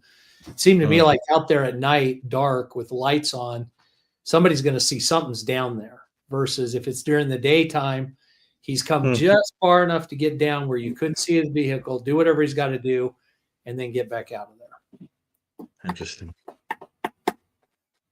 Yeah, and those bones that for everybody, for our viewers, those bones are animal bones, and they were just tagged by the search teams. And I have a lot more video from yesterday that I'll be showing coming up. So, Chris, one of the thoughts that keeps running through my mind that it's so heartbreaking is that, I agree that there probably isn't a symbolic element to this. I think it was just practical in this guy's mind. But one of the tragedies is that there is a kind of accidental symbolism that you have to picture somebody who preyed upon somebody by pretending that he cared that she was helpless and then winds up cutting off her hands. The symbolism being, I used caring about you as helpless, but like I could care less. And there's nothing more symbolic of being helpless than having hands cut off. It just seems to me that what you're dealing with is a person who knows how to fake being a sensitive human being. But at the end of the day, thinks kind of like you would imagine a construction worker would think. Thinks of a person as a series of parts, the little parts that go together to make a house, kind of a thing. And that's the other thing that we haven't mentioned yet is that some people who dismember are experimenting. They're just sort of interested in a little bit, you know. I mean, Greg, we've seen cases like Dean, and we've seen cases like that too, where the person is just sort of detached, kind of Sure. odd, isolated person who's just interested in bodies and what happens when you do certain things or whatever. There is that too. Yeah, And you could have somebody that's just kind of evolving and learning, and you know, about taking yeah, bodies apart and and maybe along, to your point, Ricky, go ahead, Greg. Yeah. I was going to say along that line, Gary, it's, while in the process and going through the process of dismembering, they get interrupted, and To they're your not point able to about the finish. rush. Yeah, Yeah. they're not able to finish what their intention was, which may also be consistent with experimentation. They've gone so far, and now they're finished. They're done. They've got to get rid of it. So it could be, you know, and that's the thing. We don't know for sure, but these one of these definitely apply, or a combination of several of these Right. theories that we've talked about do apply. There's no doubt about it. You know, Well, I like just in, had a thought, go Greg, ahead. about, you were talking about him being in a hurry and doing Mhm. that. What about the idea that, you know, once she's been killed, rigor mortis sets in, and now Mhm. he's wanting to put her in some kind of, you know, whether it's like a cooler or one of these totes or something like that to haul her out of there. And, you know, that becomes a simple, just through the removal to get her to fit. You know what I'm saying? To be able to Yeah. move that out of there. I mean, you know, I don't know. It does seem that the dismemberment piece, particularly where the head is left there and then the other parts are currently missing. I don't know. That's intriguing. Just very intriguing. Yeah. Well, in the, you know, because I had mentioned earlier Rex Horriman, because he is somebody that used bags and dismembered and the whole thing. I remember being on some news show and they said, oh, well, it's very odd because one of the things that prevented linkage at one originally was that these victims were kept intact, and then you have these other people that are dismembered. Like, how could that be the same offender? Well, because the guy, if he's guilty, was active over decades probably and evolved. Yeah. And I think it's important to not assume that this guy would, whoever did this, dismembered everybody. Yeah. It might just be that he's becoming whatever it is that he's going to be. Yeah, And this I very think well Greg, could be the early stages, right? Early stages of dismemberment. We don't know. could Okay, be so learning Ann, about dismembering. Yeah. Ann, do you want to say anything? Do you want to weigh in on anything that you've heard? No, I'm just what I get really going over and over is what happens for the 4 weeks. We've got to have more information. Is there ever going to be? Are they going to ever try to have a group to where they could give some of the information? And you can. There's so much we don't know that is available. Yeah, it's And 18 days. It was a total of yeah, 18 days. geez. Oof. Oh, Yeah. 18 days from the Yes. 27th to the 14th? Yes. Okay. Yes, ma'am. Okay. Yeah. But you're right. You're So 1,000% right. Go ahead. yeah, I just think something happened between meeting, her running away, that all is connected. And he could have been grooming her and planning it. He planned this so well that he could well have planned the whole encounter and luring her and all of that to take up the 17 days or whatever. And then where does he do it? Because that's another big issue, because he had to do it Right. somewhere else to put her in the bags, to get her in the vehicle, whatever vehicle. And is everybody absolutely sure it's just one person? Most likely. My sense is that this guy, by definition, is not particularly good at people in Right. long-term relationships and Okay. couldn't Yeah, form I an just wanted alliance to get, like that. Yeah. Okay. Is that your sense, Joanne? That he seems like a loner. Yeah. When you Okay. take a look at the type of victim, again, Mhm. she's easy to manipulate.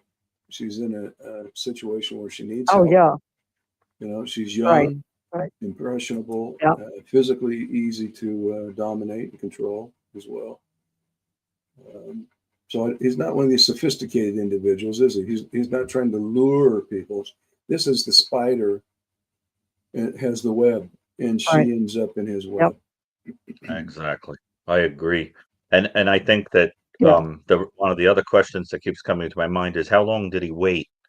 You know, how much chit chat was there, driving along on the road, getting to know her, making her comfortable, and then is there some kind of blitz thing, but I imagine there must have been a little bit just to get out of the area where people could see through the windows, and it had to look like there was just a kid sitting in the car talking to him, and then he's got to get off the road and then suddenly abruptly turn on her, because otherwise she'd be kicking and screaming and frightened and the whole thing. So there has to be a little bit of sophistication of being comfortable pretending to be a human being for a little while, Sure. to talk to her, just to get at it. I mean, so how far away from that supermarket area is that wide open road? Like, how much time are we talking about that he'd have to chat with her and make her comfortable? 80 miles. Oh, How far Lord. was it Can you from that? imagine? How far If he- was it from there to the trailer park? 80 miles. No, to No, the the trailer No, trailer the park. trailer park. Trailer the park. trailer park from the market. Just a couple blocks, isn't it? Oh couple yeah. blocks, I'm sorry.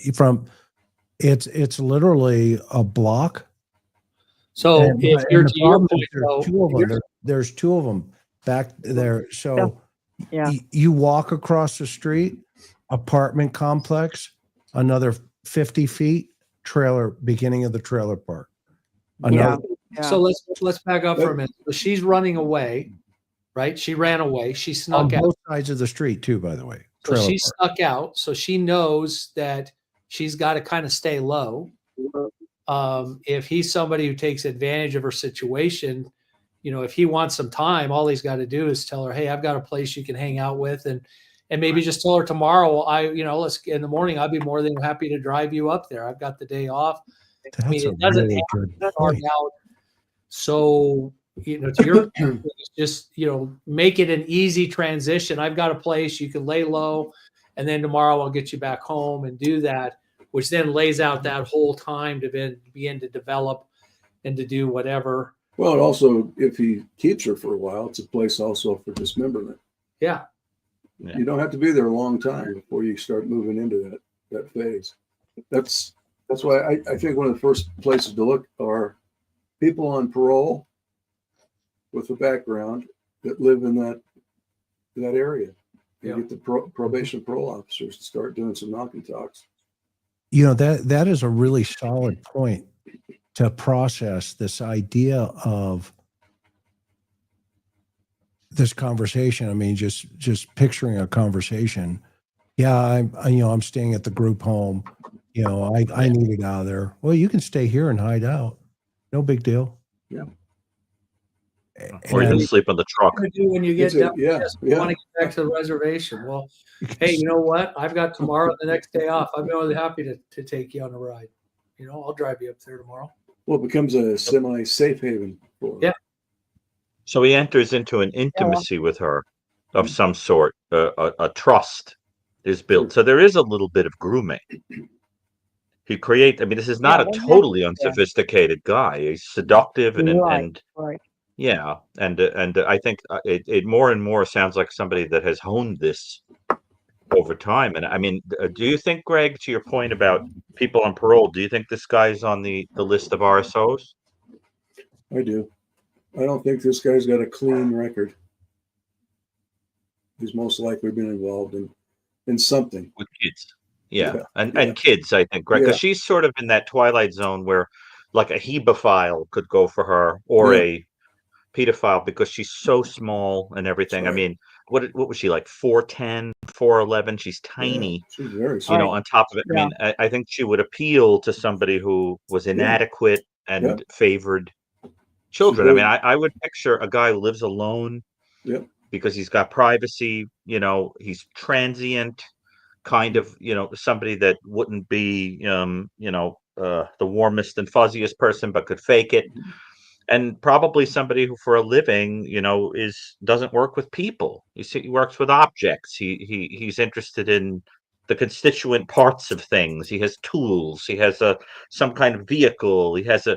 So I mean, I picture a trade worker who knows the area, who's gotten in trouble before for some indiscretions. At least, I don't know if he's killed a kid, probably, but I think that he certainly.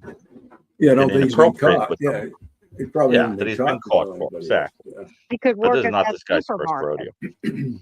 Sure. Oh, He could work interesting. at that supermarket, Yeah. Yeah. anything. for all we know. Yeah. Well, I'll tell you what, you guys, I've had you for 2 hours, and you always are the most fascinating friends that, I'm sorry to call friends. Yeah. Well, Because We I try- love you all, and you're the best at what you do. And just we try to baffle or dazzle, right? you Well, are I hope we can. Yeah, if you get any more information, let us know. Yeah. That'd be great. and you are the great. greatest. And if we're trying to talk CrimeCon into putting a panel together like this, for us to go Right. talk there. So Yeah. if anybody's got any influence, Ann's working on it. Push some button for us, because we'd like to put Yeah, this they panel think together. they're planning it this. Yeah, they're planning the schedule this coming week. There Okay. are 4 people that do the scheduling, which is interesting, and Kelly McLear is one. Well, wouldn't this So be a she's gonna great talk to panel, them. Ann? Yeah, no, I sent them your names, and we'll see. Okay. Well, Mm. you're living on faith when you send them my name. And let me That's right. answer this for Vet Girl. Yes, the land is patrolled by Ellie. It is not considered tribal where she was discovered. So it's right Yeah. between the 2 reservations. And Yeah. for everybody else, also, I'm putting together what the tribe, or what her residence area where she grew up, what that all looks like in real time. So I've got 4 hours of video, and we'll be playing that coming up here as soon as I get it together. And also, Okay. for the audience, we only got a couple more minutes, but we got like 2,000 people here. Steve Johnson's going to be on next Wednesday. We're going to talk about Alex Cox's interview. He's broken that down. And if you don't know Steve Johnson, he's also with the Cold Case Foundation. He's a hoot. And you are not going to want to miss that Wednesday night program. Next weekend is Easter. Spend time with your family. We're not going to do a broadcast. We're going to honor the Lord's risen day. And we're going to, we would encourage you to do the same. Shalom to all of our Jewish friends. Passover, just, kicking off there. So we sure love you as well. And anybody else, whatever faith you are, we're grateful that you attend here at the interview room. And we are really appreciate all of our guests who come here. Greg Cooper, the one and only, get his autograph if you ever see him out in public. Dean, It's just an X. It's just an X. It is an X. Hey, Chris, everybody needs to get Greg's new book. He just did a new book. Thank you so much for Hey, thank you. Steve. And Thank you, Dean. and we have another one coming out. So, but go get that one.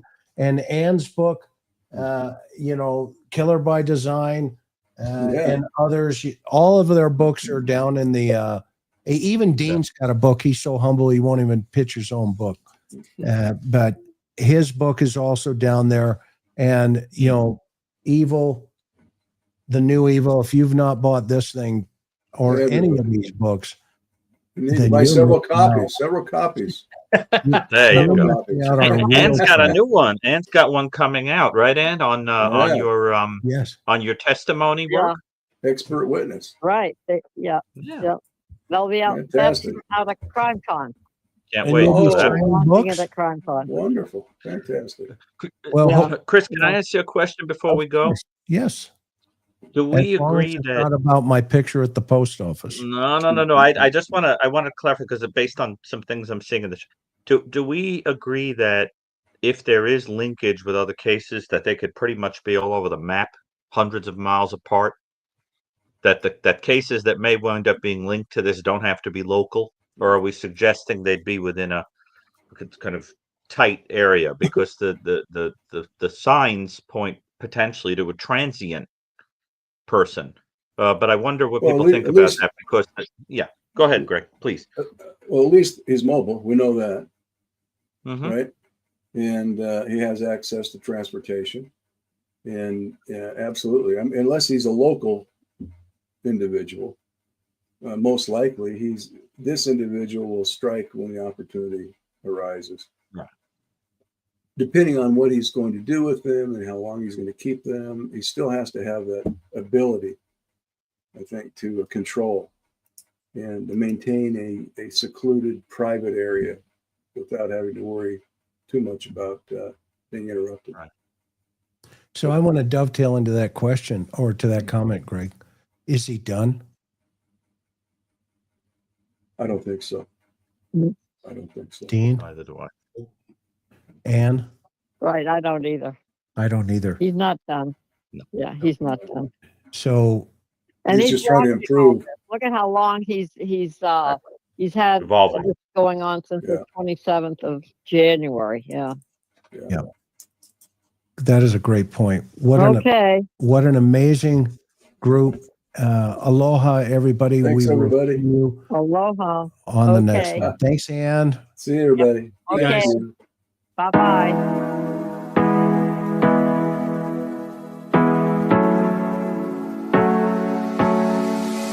Hard working every day.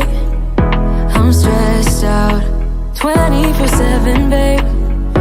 No timeouts. Wish we could fly away.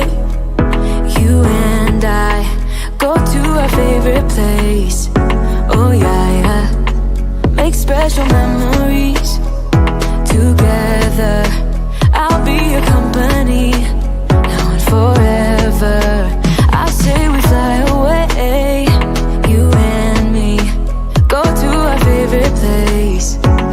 Feeling the sun on my face in Hawaii. With you, Hawaii. With you, Hawaii. With you, Hawaii. I need a summer breeze, some fresh air to put my mind at ease. No cares. You wanna come with me? Me and you go to our favorite tree. Are you ready now?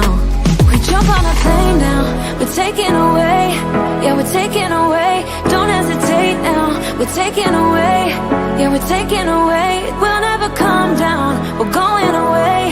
Yeah, we're going away. You and me. Feeling the sun on my face in a while.